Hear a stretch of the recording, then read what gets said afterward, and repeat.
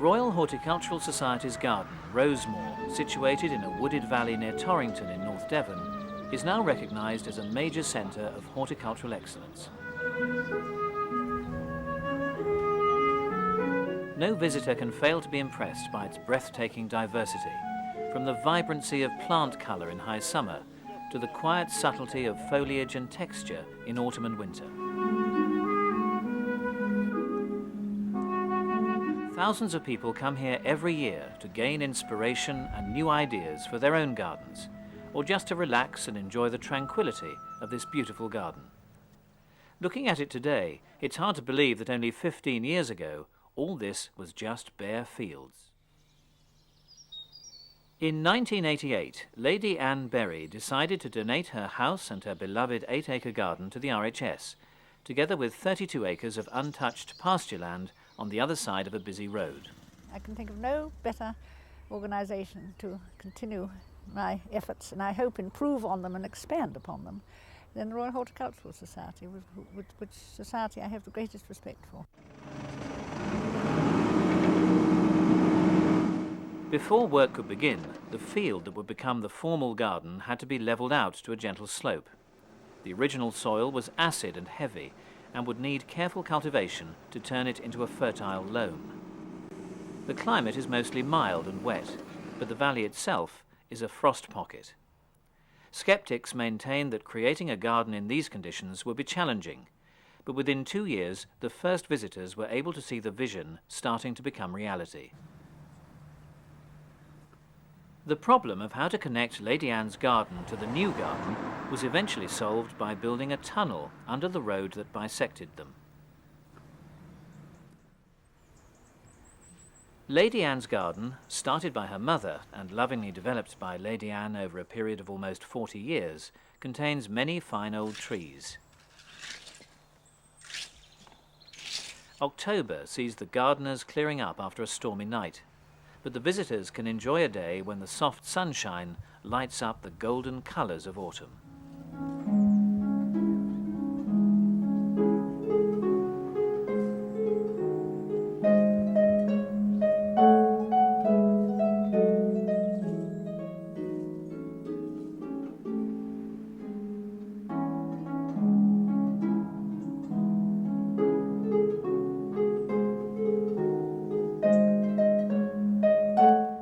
Nearer the house, the bright pinks of nerines and cyclamen provide an unexpected splash of colour.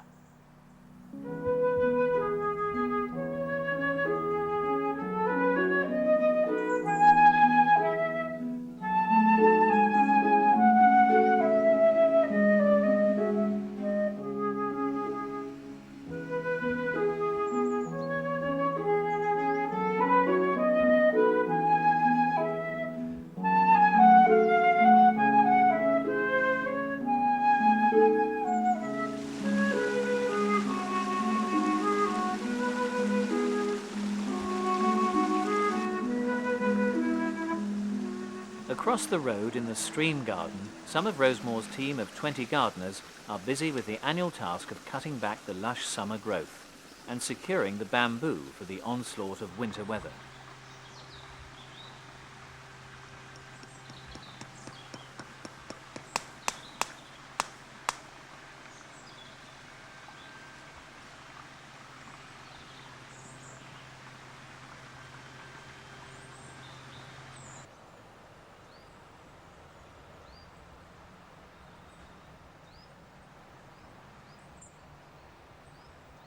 By the side of the lake, the gunnerer has already been tucked up to protect it from frost, which seems a long way off on this peaceful golden afternoon.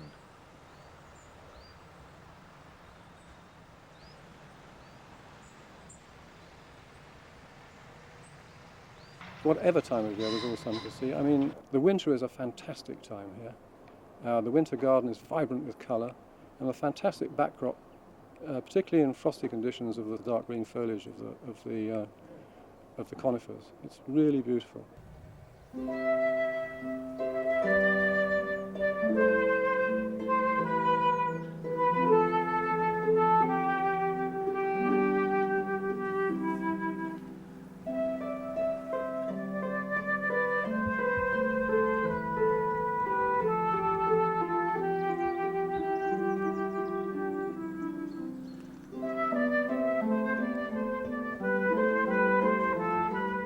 It's January, when the winter garden is looking at its best.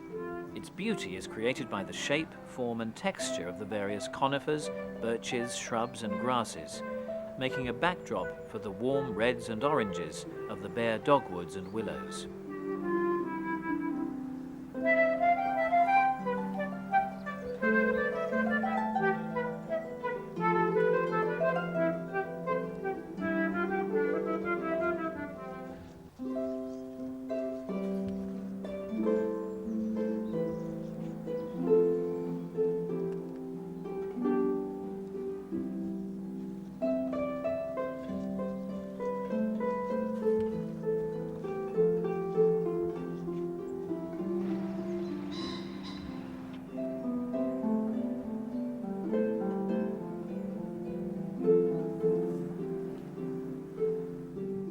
Some of the earliest flowering shrubs are here, such as the sweet-smelling daphne and the spider-like witch hazel.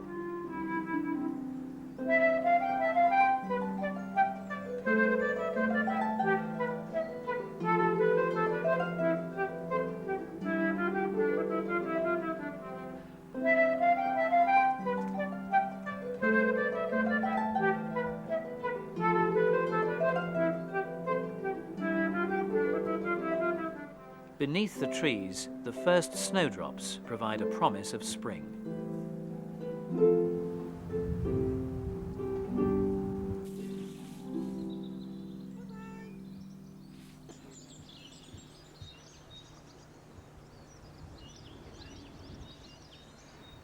Like many West Country gardens, Lady Anne's garden is at its best in spring. By March, the early Prunus cursa is in bloom, and in the stone garden, the camellias are in full flower.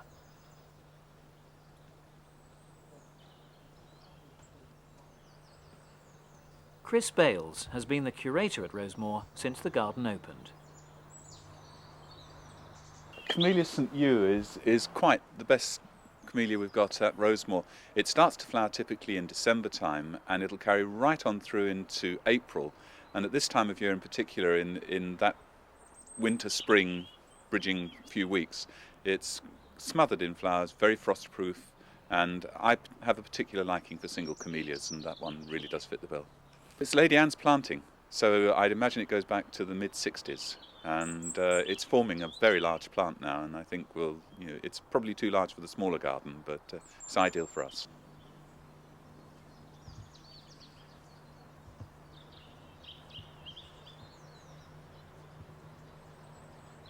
What we've done with Lady Anne's garden is we've tried to manage and maintain it respecting her style of gardening. It's very difficult to take over a very personal garden and retain that air of personal involvement.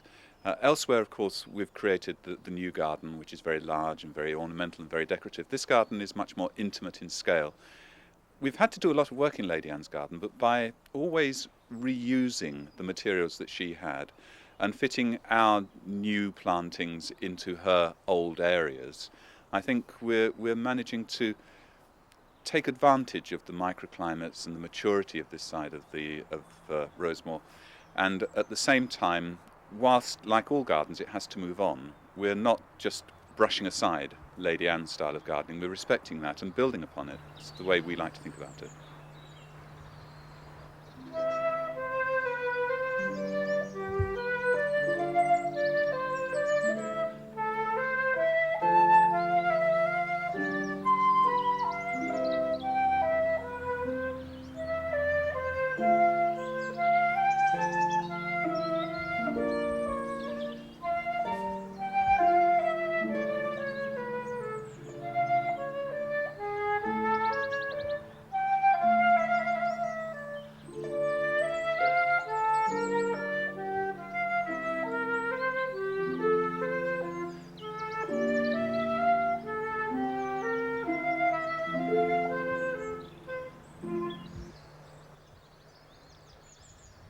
Yeah, the old stone garden shelter, the temple as it used to be called, in its original guise, again, it had over the years become unsafe. It was a large slab of concrete on top of some oak posts which had unfortunately started to rot away.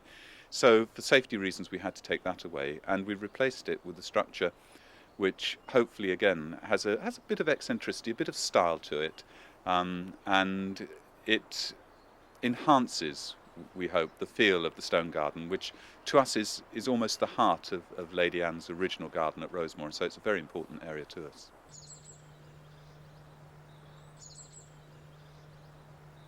Future plans are to continue very much as we're doing now, but extending the range of plants that we have, particularly in the woodland areas. The woodlands are very extensive above Lady Anne's garden. Her own woodland garden bank was quite lovely in its own right, but we've actually extended it tremendously in all directions, to left to right, and now we're going up the slope towards the ridge of the woodlands above. And so what we can do there is, over the years, we can actually create what I hope will be a very fine and very extensive plantsman's woodland garden, which is building again on what Lady Anne did and following in her style. The natural woodland on the steep slope behind Lady Anne's garden has recently been opened up to create woodland walks. On the garden bank in between, the new spring meadow is a drift of wildflowers. The interest in this area starts about February time, with the start of the narcissus, and it goes right through until towards the end of May. So it's a good 4 months of interest in this particular area. The main thing about it is the management of it. A spring meadow, which is basically what this is, you cut twice a year and you remove the arisings preferably. You'll cut probably around about June time, when the things which are in flower now have set seed, and you'll cut it then, and then you will cut it again in October. But certainly things like we've got, the banks here are full of primroses, violas, wood anemones and speedwell, and they're quite happy here in setting seed themselves. And certainly this time of year it's one of the main features in the garden. The path, the basic framework is there. What we're trying to do is we're trying to produce dry stone walling, edging to the path to help set them off. We also need to do a lot of soil improvement. We're on a very heavy clay soil at Rosemoor, which, although acid, which is ideal for things like the rhododendrons and camellias we grow here, the clay content does cause a lot of problems, particularly in getting things established. We have problems at Rosemoor where a lot of the garden is in a frost pocket, so things like the early flowering spring magnolias, the Campbellii types, do suffer from early frost. So by moving them up the bank into the woodland areas, we will hopefully take them out of that frost pocket and the buds won't get frosted. We also hope to extend the seasons by introducing more hydrangeas and hamamelis, which will provide the late summer interest and into the early spring interest. And then going on off the non-woody subjects, the herbaceous woodlanders is an area we're looking at increasing the range again in the garden. We grow a lot of things like trilliums very successfully in other parts of the garden, but it's introducing new varieties of plants like that.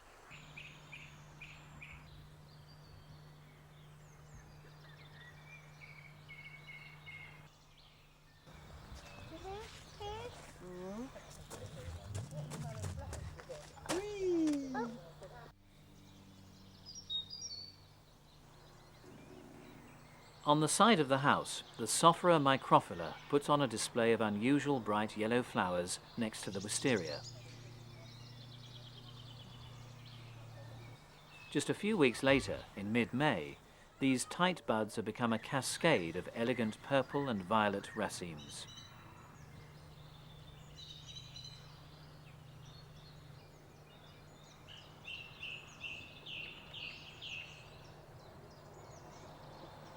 On the other side of the porch, the vigorous Rosa Banksii lutea, which needs a south-facing wall like this, is covered with soft yellow flowers.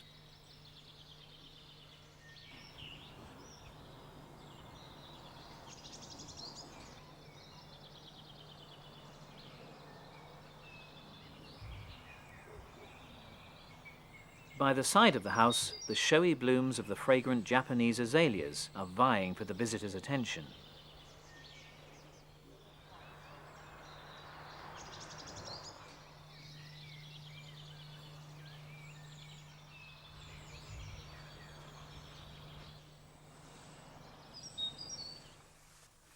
The underpass linking Lady Anne's garden to the new garden brings the visitor into the rock gully and stream garden.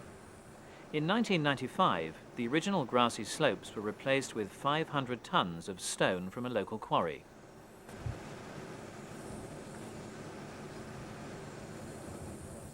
Small pockets of a rich woodland soil mix between the boulders were then planted with moisture-loving ferns, bamboos and perennials.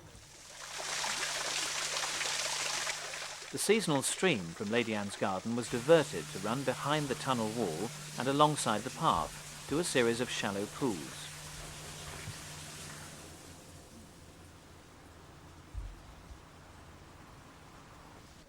In a few short years, this whole area has become so well established that it's difficult to imagine that it was once a muddy ditch that dried up altogether in summer.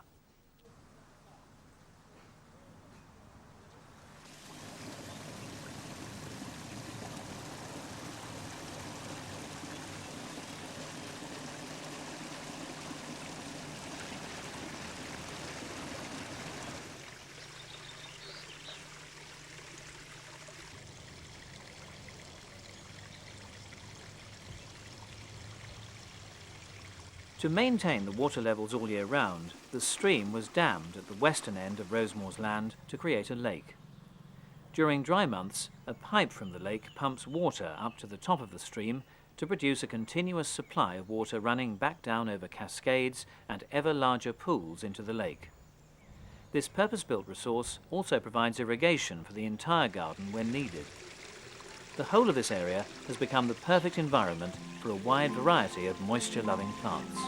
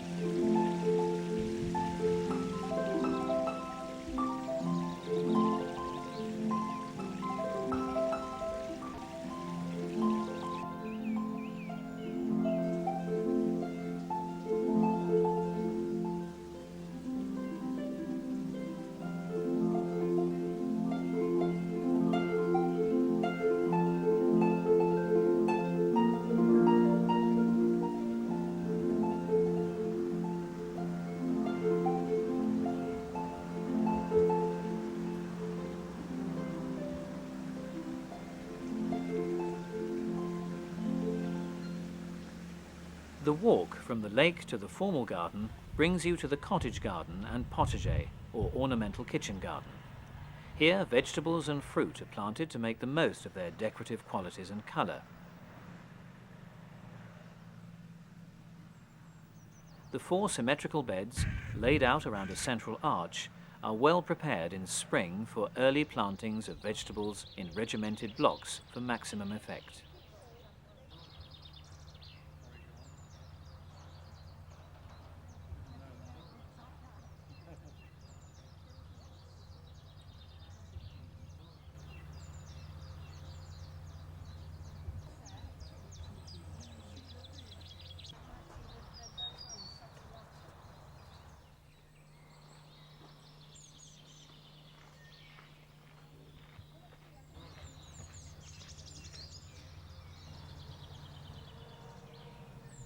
As the season progresses, the cleverly thought-out colour scheme becomes increasingly apparent.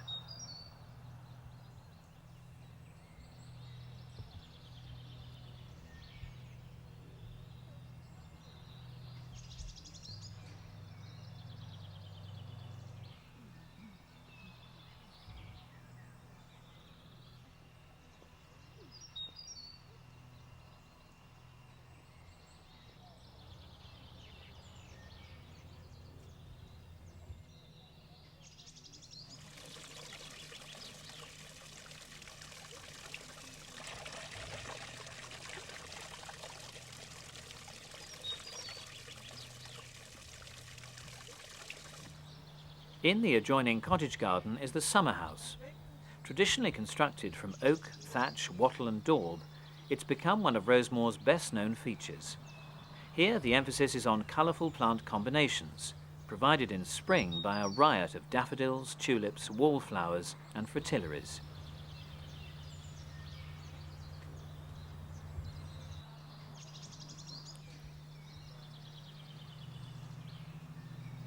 In summer, these are replaced by brightly coloured annuals and traditional cottage garden plants.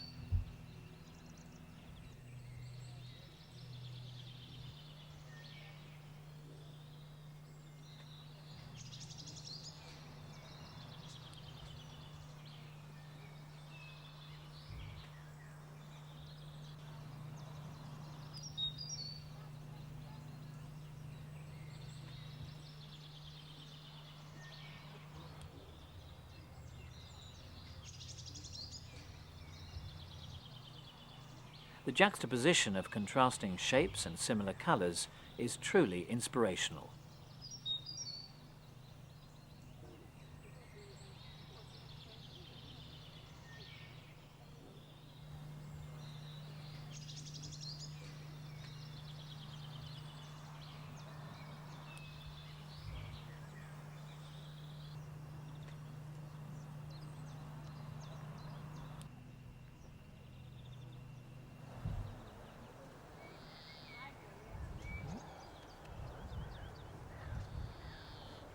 Rosemoor has become renowned for its spectacular displays of roses. The glorious summer colour is the result of long hours of hard work, starting in January with the pruning.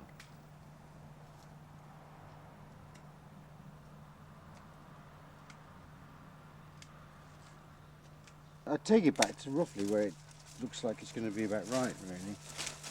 I might need them to grow into a gap, so I'll let them go a bit longer. But generally speaking, I'm cutting down about 2 or 3 buds with a bud facing in a direction, and I want them to come in like these. I want them to go up, because if they want to go anywhere else, they just interfere with the people going by.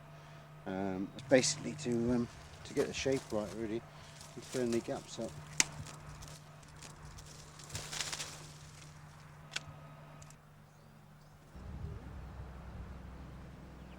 The modern rose garden was completely redesigned and replanted in 2001 and renamed in memory of the late Queen Mother. It was one of the first gardens we planted when Rosemoor was opened in what was called the new garden, and we all felt that it was getting a bit tired. You know, it was done pretty quickly on a budget and so forth. The wood edging was was not very good. It was starting to rot away and give way. The paths were gravel paths, and we wanted to get a better, harder surface down. And also we wanted to get rid of a lot of the path areas so we could make it so it was beds. Wisley were doing their modern rose garden at the same time as us. Probably, as most people know, is that roses suffer from a condition called rose sickness, and where roses are planted in the same ground time and again, they never really establish themselves very well. The only way around that we can think of is either changing the soil, so you've got nice soil, or disinfecting it. So Wisley did that. They sterilised their soil, and we decided to change their soil. So that entailed digging, get a mini digger and digging in and out to a depth of about 2 feet. And then we were down to a clay structure then, and so we used the digger to break that clay up so we could actually get some drainage. And then from that we put in lots of organic stuff, which was well-rotted farmland manure, leaf mould, which we had tons of, we still have, and some compost. We have to spray them. It's a little bit like a class of primary school children, if you like. You know, when one gets measles and mumps or whatever, they all go down with it. And very similar to the modern roses. Although we selected them on the criteria was that they're disease resistant, they still, because they're in such close proximity, they still need to be sprayed just as a precaution. It was quite interesting before we dug the rose garden out, and we managed to stop spraying in about June, I think. It was after Rose Festival. We said, right, we'll just forget about spraying and see what happens to the rose, because they're going to be all dug out anyway. And surprisingly, a lot were very good. I mean, there was 1 or 2 that went down with the black spot, because that was the main disease really. But a lot of them looked pretty good, and so we knew we'd made a good choice, and it was a handy time as well, because then I could really sort of refine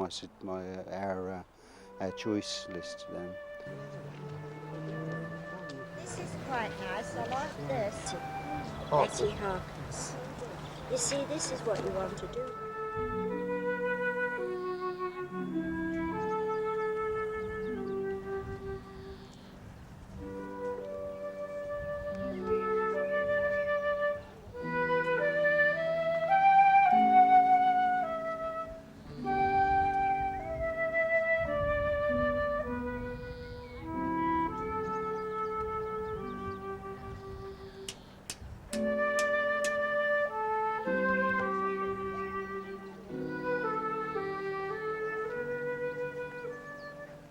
As the buds are as they build itself up to the first flowering, we tend to put a liquid feed in, and then continue that up to the first flowering, first flush, and then after that, it's now again we start putting another liquid feed through as well, just to bring them on to that second sort of thing. You know, if you've got a rose, it's pretty well fed and sort of robust. It's much easier to shake off any disease and stuff. So.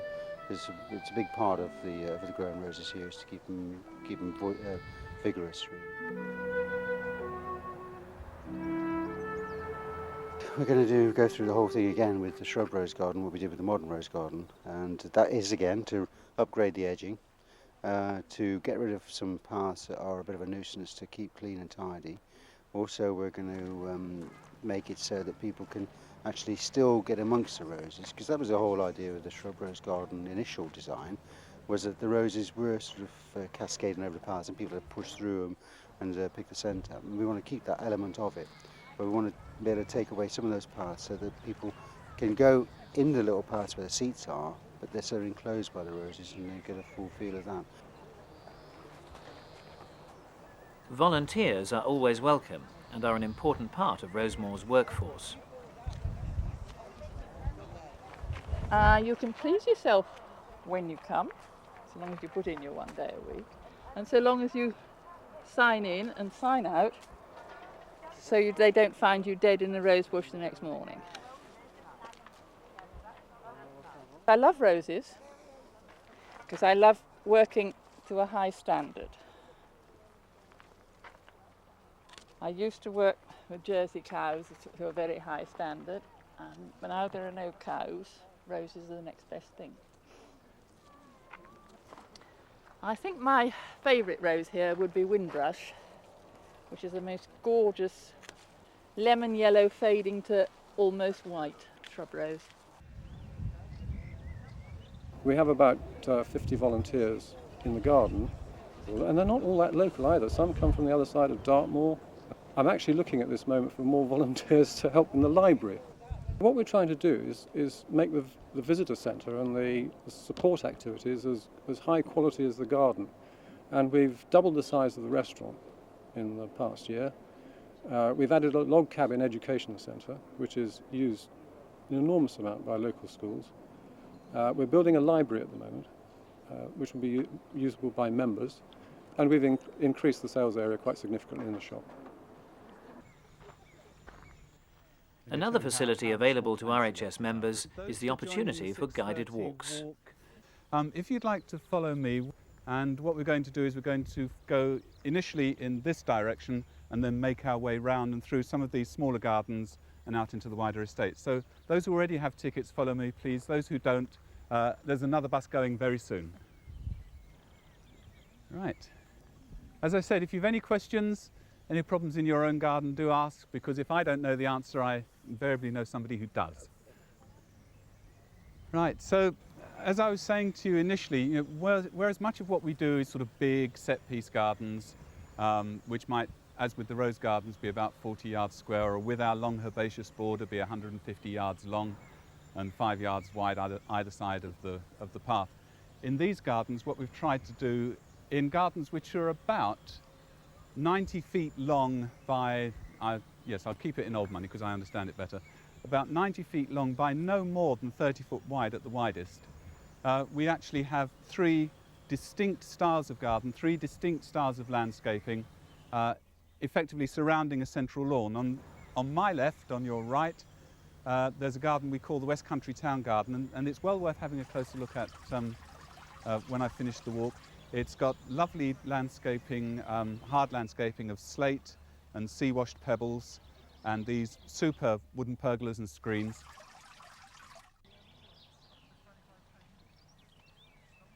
Then when you come round to behind you, we have what we call the terrace garden, which is, as you can see, much more contemporary. It's very angular, and we wanted it to appear almost as if it was a terrace coming off of a house. So it's very much built with raised beds and such.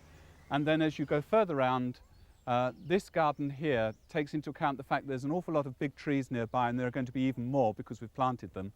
And this is a garden for shade. So effectively, you've got three very different gardens using different materials, different approach to planting.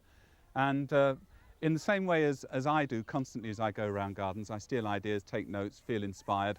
You know, that's what we hope that visitors to Rosemoor will do all the time. All of our planting, virtually all of our planting, is done with exactly the same size of plants that you will buy in any normal garden centre. Opposite the rose gardens are two other gardens designed to provide the visitor with ideas for planting and colour schemes. The circular paths of the spiral garden are bordered with plants whose colours are soft, cool and muted.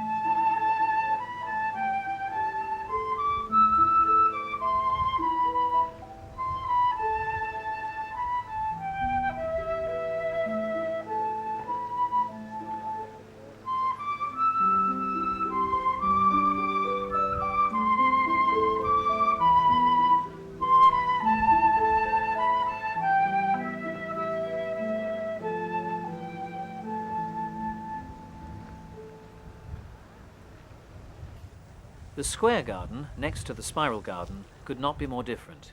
Here the hot reds, oranges and yellows, with splashes of bronze foliage, make the garden vibrant with colour, even on a cloudy day.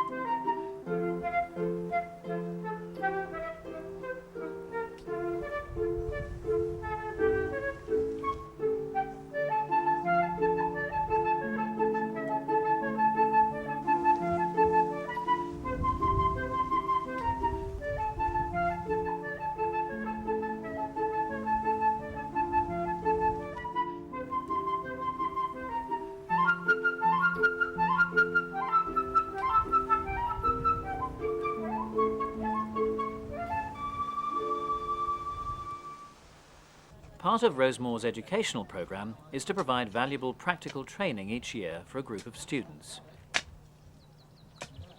Well, what we do, they have 4 students and we each do 12 weeks in each section of the garden at different periods of time, so you get to see the different, you know, the trees in flower and the trees not in flower and things like that.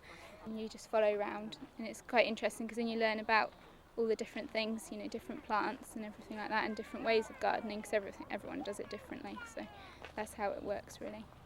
We have projects. We have to have a day-to-day diary, and you usually have to include a plant for the day or a plant for the week. You just write notes of what you've been doing during the day, and then there's a dissertation or an essay you have to do, and it's 4,000 words, and that can be on any subject you like. So I've chosen mine to do on the history of vegetables. And then there's a case study or a maintenance programme for a section of the garden you do. And I've done mine on turf because I thought that'd be more interesting. Everyone's really helpful. You can ask them anything, you know, they go out your way to help you, and it's a really nice garden as well, yeah. Was it good though? I suppose my favourite part of the garden is the vegetable garden, the fruit and vegetable garden. I think Peter Earle has done an absolutely wonderful job in there, helped by Gary Preston. And what I like about it particularly is it's not just all vegetables and fruit. He intermingles flowers in a manner that, sort of makes it far more interesting and relevant really to the average household.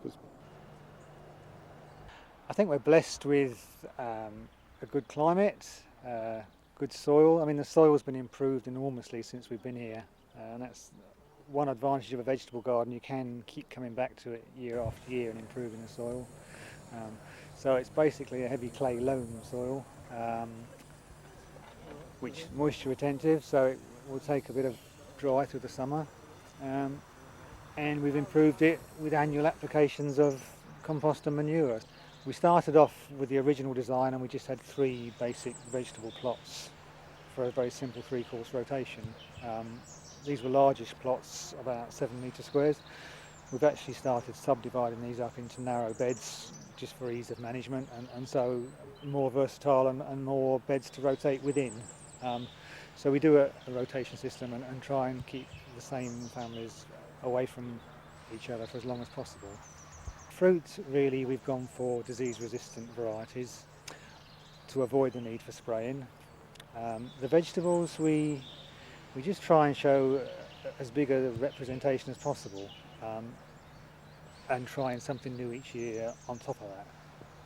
We started working in conjunction with Wisley in their trials department and just picking a few things out of their trials, because we haven't got the room for major trials, but we can, like this year we've done the salad potatoes and the lettuce, which we can see here, just for a comparative trial. The lettuce looked brilliant, yeah, and a lot of people comment and say that brilliant they look. We haven't actually tried those ones yet, so but the red ones will stand the heat better than a lot of the traditional green ones, and so they'll suit a good summer.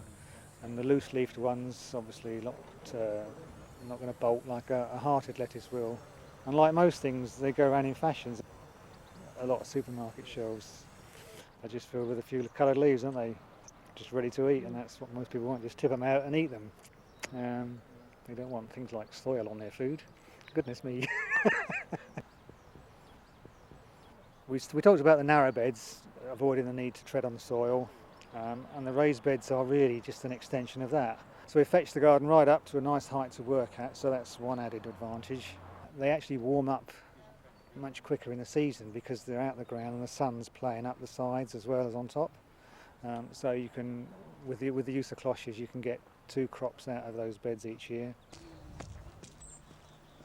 Behind the main vegetable garden is an experimental plot where Gary Preston has been growing some unusual vegetables. It's an interesting idea that we've got from North America. It's called the Three Sisters, and it's been used by the North American Indians, particularly the Navajo and the Hopi. They've been using it for certainly hundreds of years, if not thousands of years. And you grow together these 3 crops. You have the sweet corn, and you have a pole bean that grows up the sweet corn, and you have a squash underneath, which provides you with sort of the winter squashes. And they all support each other when they're growing. I mean, literally the sweet corn gives support to the bean. And this is a type of French bean that you don't harvest as small pods. You can do that, but you actually allow it to go on to mature. Not many people realise this, but the actual seeds inside the pod are really delicious. They have a lovely flavour, and that's what you do with this one. And the squash underneath can be harvested as a type of winter squash, which you can store for winter use. And they all help each other. Nutritionally, they all balance each other out. So where one lacks in amino acids, the other one has it. So it makes a complete meal. I think it's already coming interesting. The beans are starting to go up. The squash looks as if it's going to look after, be quite neat and tidy. So I think it's going to work quite well. The Americas, Central and Latin America, are full of wonderful crops you can grow, and grown in very interesting systems. And they've done that sustainably for hundreds and thousands of years without all the problems of environmental degradation. So they must be doing something right. This is amaranthus, which is normally grown as a tropical bedding plant in this country, but it's actually a valuable food crop in other parts of the world. Most people have no idea that's the case. And what we've done here is we've tried to get hold of some different varieties to see how they'll do. People have been growing it for a few years in this country. We're not sure how successful it will be, but the real potential for doing it is that you can eat the leaves, You can have the young leaves in salad. You cook the older leaves like spinach. There's some amazing figures, like there's 3 times as much vitamin C as tomatoes, 30 times as much calcium as spinach, 10 times as much iron as lettuce. I mean, it's a real superfood. You can also eat the seeds, which is one of the main things. It's got very high in protein, 16 to 18% protein. Some varieties are 22%. It's got all the amino acids, which is very unusual, and it's also gluten-free. Apparently, it's what the Aztecs armies marched on. It was their staple food. I cooked some up the other night, and it's just like spinach. You'd think it was spinach if someone didn't tell you, but much better for you. And also, therapeutically, apparently, the seed can be made, if you boil up the seed, it's very good for skin complaints like eczema. So, a bit of a superfood. And we've grown it for what, 50 years as an ornamental? The visitors love it, yes. I mean, it's got a certain intimacy about it. It's not too purist. It's kind of a happy jumble of, just a loose collection really of produce. Fruit and vegetables and flowers. So it's the whole thing, just as they would have at home, really.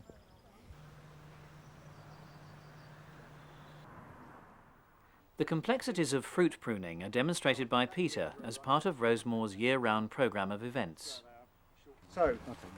So this is our current season's growth. It's obvious there was a pruning cut last year, and it's grown that this year. When you're counting your 1 or 3 leaves, there's always like a basal cluster of leaves right where it starts. Now that basal cluster could be 1, 2 or 3 depending on the variety. So that's our basal cluster of leaves down there. An inch or a couple of centimetres of new growth that we're looking at to prune back to. So it's real tight pruning.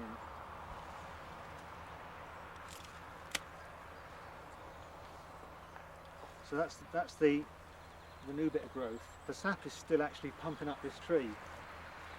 So the sap's still pumping out there, it's got nowhere to go.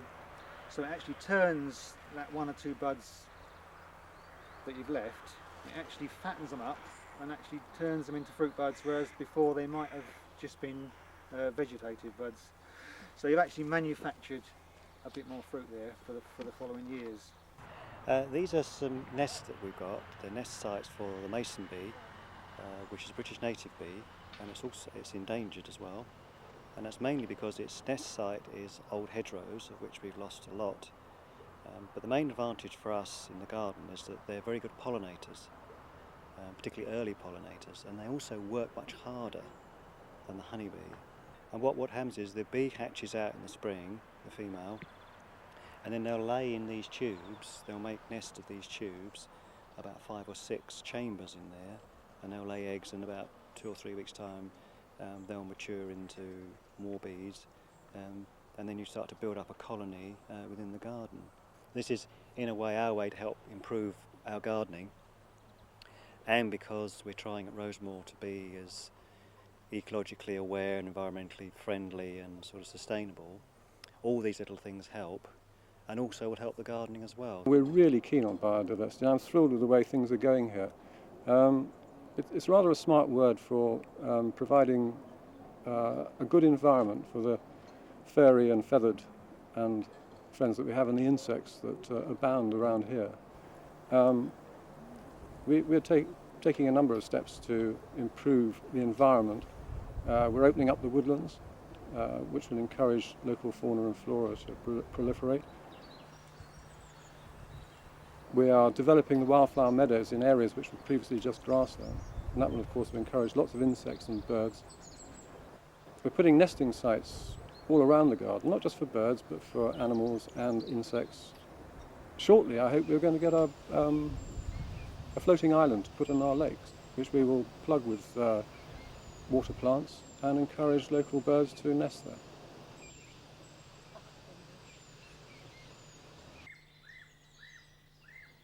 The hot, dry August weather is perfect for the Mediterranean plants in Lady Anne's garden. The tennis court area is one of the driest and most open parts of the garden, and there we have put in a collection of Mediterranean plants. Now, because of the way that gardening is. The first time we did it, we didn't do it quite as well as we should have, so we've had to go back and dig the soil again, attend to the drainage, attend to the soil structure. But again, that reflects Lady Anne's style of gardening, which was more small set pieces, very plant rich, rather than the sort of the more decorative and ornamental gardening we do elsewhere.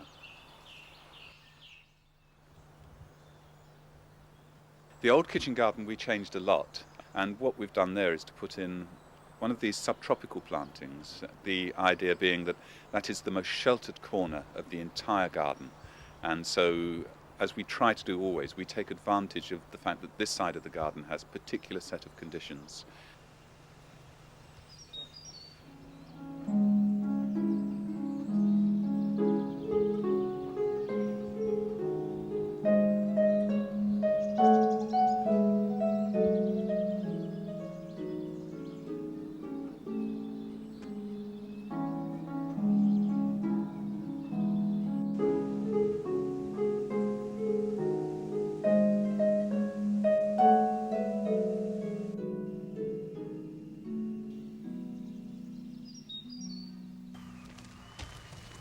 And in August, the impressive long border running right through the new garden is at its peak.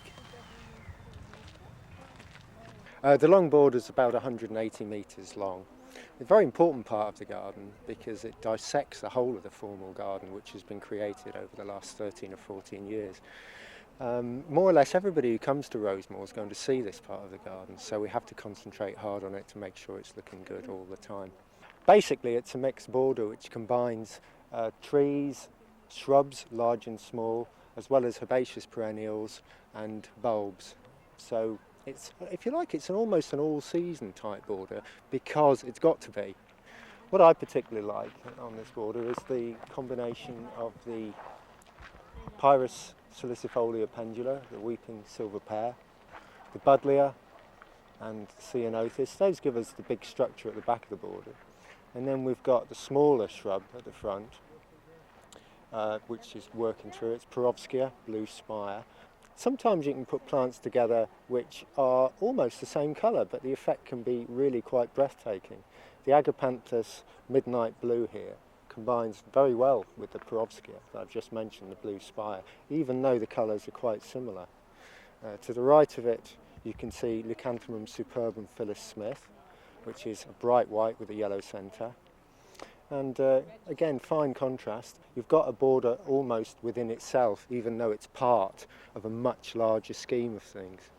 And that's particularly important simply because of the fact we want people to come to the garden and say, all right, we haven't got 40 acres to play with, but we can look at a small section of the border and perhaps put 2 or 3 plants together, which would look good for them as well. What we try to do combine, if you like, the airy plants which we can put to the front of the border.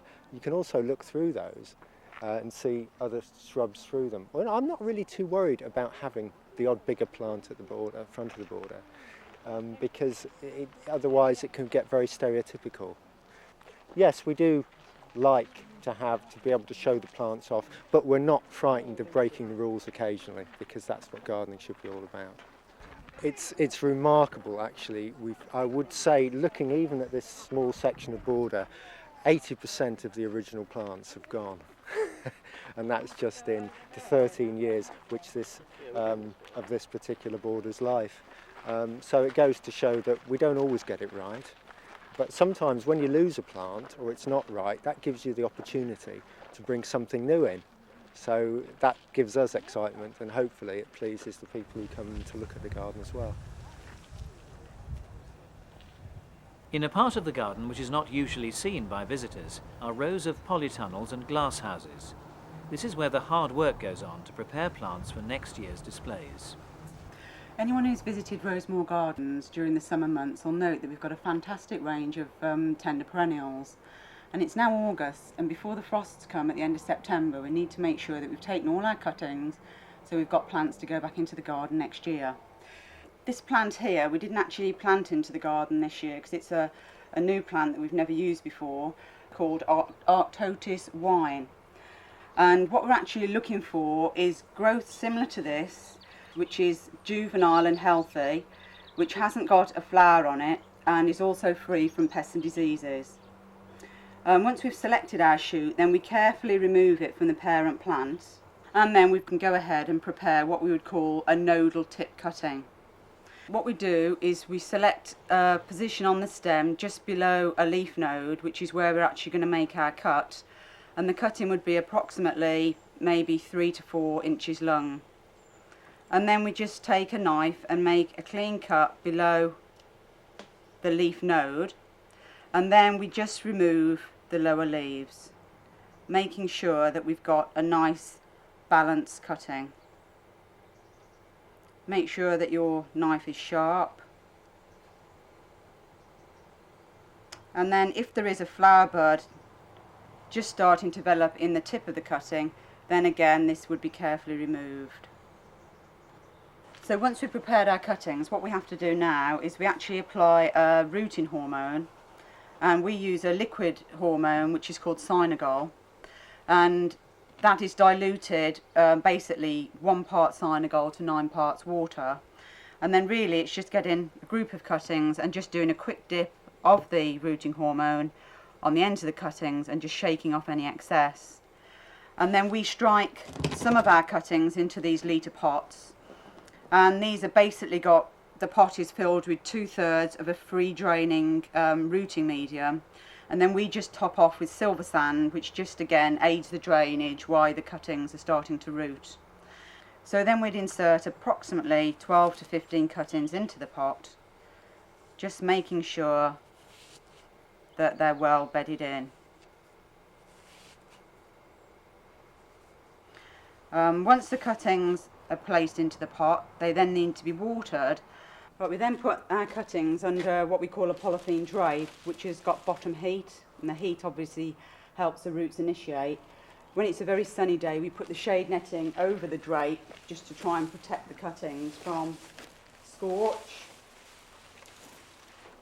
And you'll see under here, at this time of year, we have thousands of cuttings to take of all the tender perennials that are on the display beds up in the garden. So a lot of our cuttings we actually take in cell trays, ones that we need a greater number of. We put them under the polythene drape, and then it's really important to make sure you water them in with a fine rose watering can. And then to keep the humidity in straight away, we pull back over the polythene drape. And as in any garden, there is always ongoing maintenance to be done in the summer months. Only here, it's on a larger scale.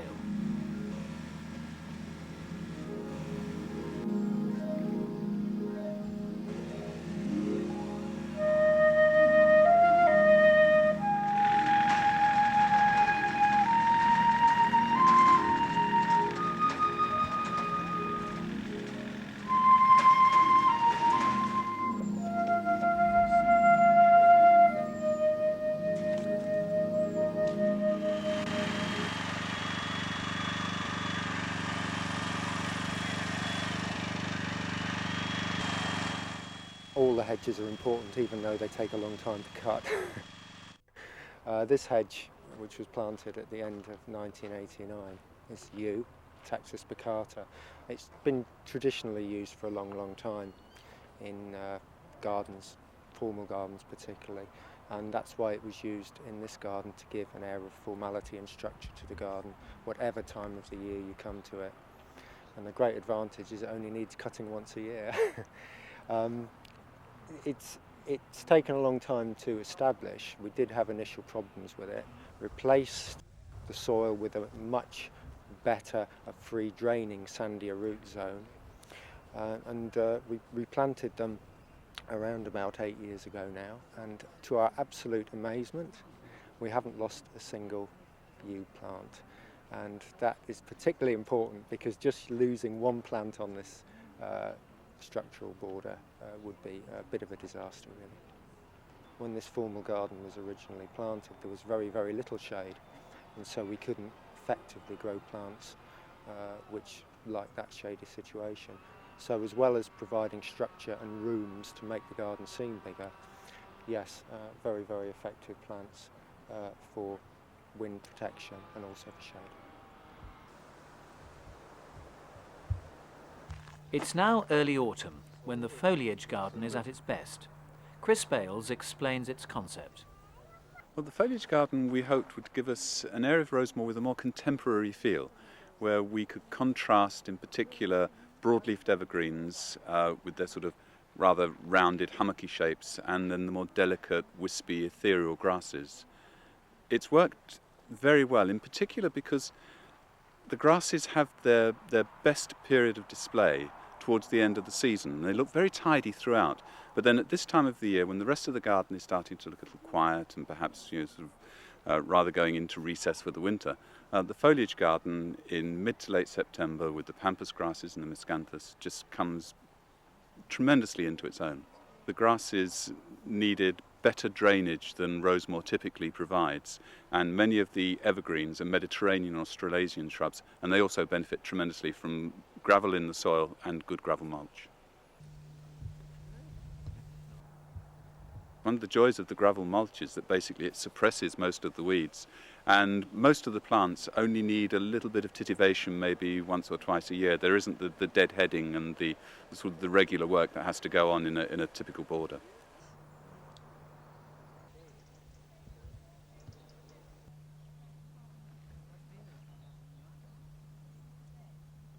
The explosion of interest in grasses over the last 10 years plus means that there's a huge range of them now available in nurseries and garden centres, far more so than when we began, and lots of fascinating and wonderful new varieties coming on stream continually. So, after 15 years in the making, what are the future plans for Rosemoor? The nature of the challenge at Rosemoor has changed, and instead of having these projects with almost instant payback, we're now obviously looking at much longer lead times. And some of the things we're involved in now in the wider estate, they won't really begin to impact upon the landscape here for 25, 50 or 75 years. We're looking, for example, at the woodlands which surround the garden, and over the next 40 to 50 years returning those to something very similar to natural woodland in this part of the world. When you come in from those woodlands, you've got the arboretum, which effectively surrounds that decorative garden that's been our focus for so many years. And the arboretum plantings, which are underway now, will continue for the next 5 or 6 years. And again, it's 25, 50, maybe 75 years before people will really see the benefit of the plantings we're making now. But that's very much what gardening is about. The younger generation of people in the Rosemoor team will see the benefit of what they're doing, and they will hand on what they've done to succeeding generations of garden visitors, and the history of Rosemoor will continue to unfold.